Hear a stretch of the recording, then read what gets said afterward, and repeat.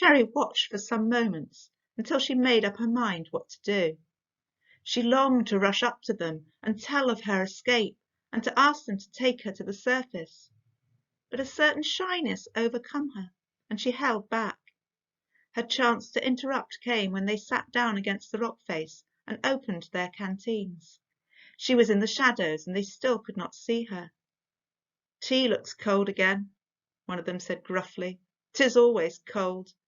I'm sure she makes it with cold water." "Oh, stop moaning, father," said the other, a younger voice. Cherry felt. "She does her best. She's 5 little ones to look after, and precious little to do it on. She does her best. You mustn't keep on at her so. It upsets her. She does her best." "So she does, lad. So she does. And so for that matter do I. But that don't stop her moaning at me, and it'll not stop me moaning at her. If we didn't moan at each other, lad, we'd have precious little to talk about, and that's a fact.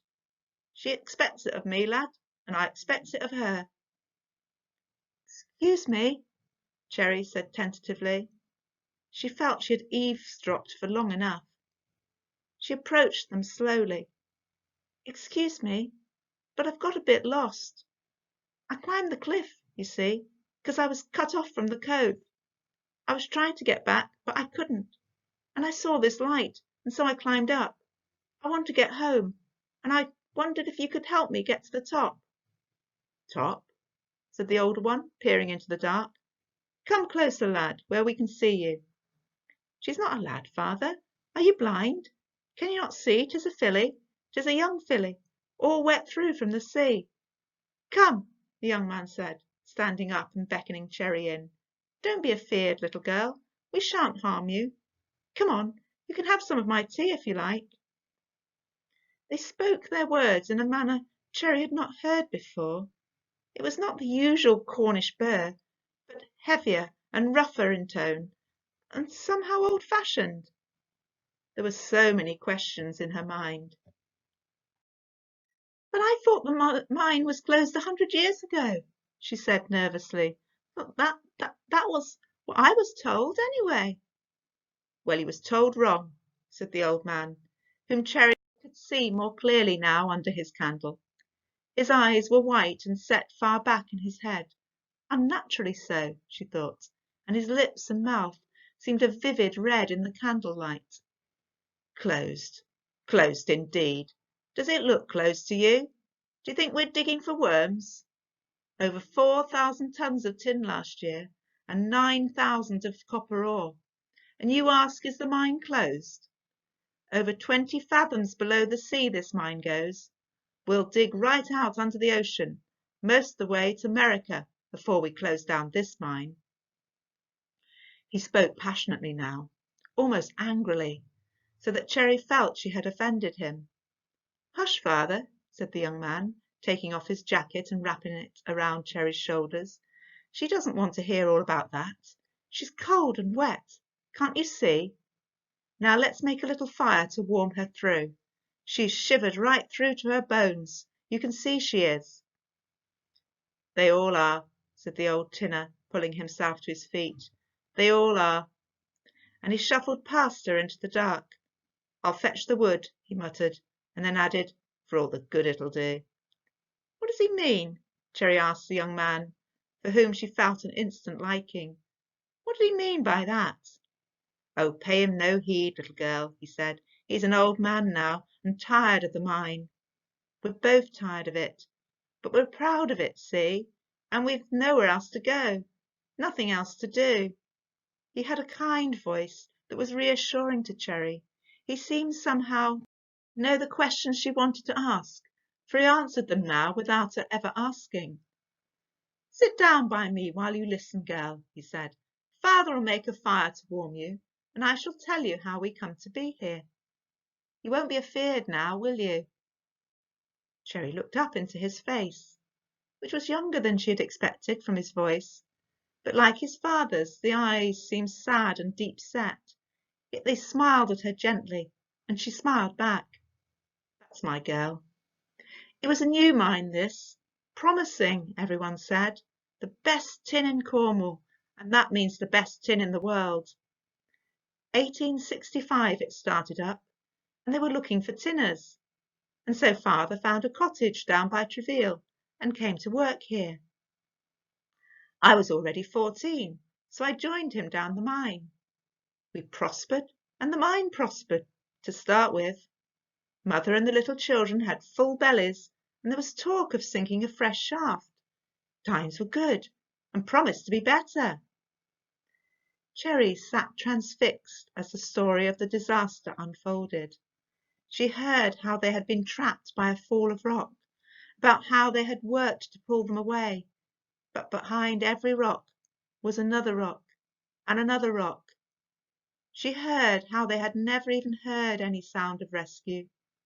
They had died, he said, in 2 days or so, because the air was bad and because there was too little of it. Father has never accepted it. He still thinks he's alive, that he goes home to mother and the little children each evening.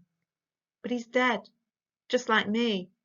I can't tell him, though, for he'd not understand, and it would break his heart if he ever knew. So you aren't real, said Cherry, trying to grasp the implication of his stories. So I'm just imagining all this. You're just a dream. No dream, my girl, said the young man, laughing out loud. No more'n we're imagining you. We're real, right enough, but we're dead, and have been for 100 years and more. Ghosts, spirits, that's what living folk call us. Come to think of it, that's what I called us when I was alive. Cherry was on her feet suddenly and backing away. No need to be afeard, little girl, said the young man, holding out his hand towards her. We won't harm you. No one can harm you, not now. Look, he's started the fire already. Come over and warm yourself. Come, it'll be all right, girl. We'll look after you. We'll help you. But I want to go home, Cherry said, feeling the panic rising to her voice and trying to control it. I know you're kind, but I want to go home. My mother will be worried about me. They'll be out looking for me. Your light saved my life, and I want to thank you. But I must go, else they'll worry themselves sick. I know they will. You going back home? The young man asked, and then he nodded. I suppose you'll want to see your family again. Course I am, said Cherry, perplexed by the question. Course I do. 'Tis a pity, he said sadly. Everyone passes through and no one stays. They all want to go home, and then so do I. You'll want me to guide you to the surface, I suppose. I'm not the first, then, Cherry said. There's been others climb up into the mine to escape from the sea. You've saved lots of people. A few, said the tinner, nodding. A few. You're a kind person, Cherry said, warming to the sadness in the young man's voice. I never thought ghosts would be kind. We're just people who've passed on, replied the young man, taking her elbow and leading her towards the fire. There's nice people and there's nasty people. It's the same if you're alive or if you're dead. You're a nice person, I can tell that, even though I haven't known you for long. I'm sad because I should like to be alive again with my friends and go rabbiting or blackberrying up by the chapel near Treville, like I used to. The suns always seemed to be shining then. After it happened, I used to go up to the surface often and move amongst the people in the village. I went to see my family, but if I spoke to them, they never seemed to hear me. And of course, they can't see you. You can see them, but they can't see you. That's the worst of it. So I don't go up much now, just to collect wood for the fire and a bit of food now and then. I stay down here with father in the mine, and we work away day after day, and from time to time someone like you comes up to the tunnel from the sea and lightens our darkness. I shall be sad when you go. The old man was hunched over the fire, rubbing his hands and holding them out over the heat. Not often we have a fire, he said, his voice more sprightly now. Only on special occasions. Birthdays, of course. We always have a fire on birthdays back at the cottage. Martha's next. You don't know her. She's my only daughter. She'll be 8 on September the 10th. She's been poorly, you know. Her lungs. That's what the doctor said. He sighed deeply. 'Tis dreadful damp in the cottage. 'Tis well nigh impossible to keep it out. There was a tremor in the old man's voice that betrayed his emotion. He looked up at Jerry, and she could see the tears in his eyes. She looks a bit like you, my dear, raven-haired and as pretty as a picture, but not so tall, not so tall. Come in closer, my dear. You'll be warmer that way. Jerry sat with them by the fire till it died away to nothing. She longed to go, to get home amongst the living, but the old man talked on of his family and their little one-roomed cottage with a ladder to the bedroom, where they all huddled together for warmth, of his friends that used to meet in the Tinner's Arms every evening. There were tales of wrecking and smuggling, and all the while the young man sat silent until there was a lull in the story. "Father," he said, "I think our little friend would like to go home now. Shall I take her up as I usually do?" The old man nodded and waved his hand in dismissal. "Come back and see us sometime, if you've a mind to," he said, and then put his face in his hands. "Good-bye," said Jerry. "Thank you for the fire and for helping me. I won't forget you." But the old man never replied. The journey through the mine was long and difficult. She held fast to the young tinner's waist as they walked silently through the dark tunnels, stopping every now and then to climb a ladder to the lode above, until finally they could look up the shaft above them and see the daylight.